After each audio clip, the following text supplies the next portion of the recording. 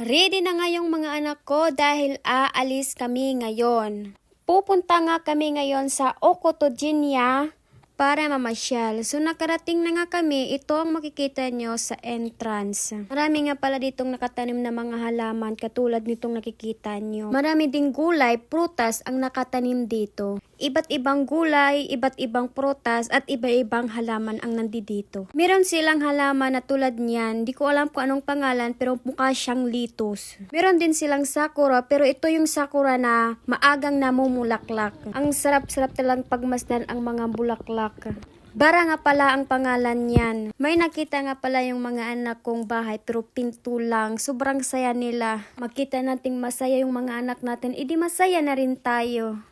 May nakita nga silang bahay sa kabila kaya pupuntahan nila. Kaya sumunod naman ako agad, di baka kasi mawala, edi mahirap na. Nung nakita ko ang bahay, nakalak pala. Sabi ko, nakalak yung bahay, hindi kayo makakapasok. Lipat na nga kami at pupunta kami dito sa bahay na to. Pagkapasok nga namin, ito ang nasa loob niya. Sobrang ganda talaga sa loob, namumula-mula. Ang tawag nga pala sa mga ganyan is hinamatsuri. Ngayon pala ang araw ng mga batang babae dito sa Japan. Nakita nga pala ako ng matanda na nagbibideo kaya tumalikod na siya. Baka naman kasi nakaharang lang siya dyan. May nakita nga pala ako ditong plato, ikasya yung lechong baboy dito. May nakita kaming fish pan sa likod kaya pupuntahan namin. Sana naman pwedeng pampulutan. Nakita ko na rin pala yung mga isdang naglalakihan. Iba talagang naiisip ko dyan. Pag nag-inuman, ito talaga ang masarap nating pulutan. Kung pwede lang sanang kumuha, edi tumalon na ako dyan para kumuha. Baka naman may pangpulutan mamaya.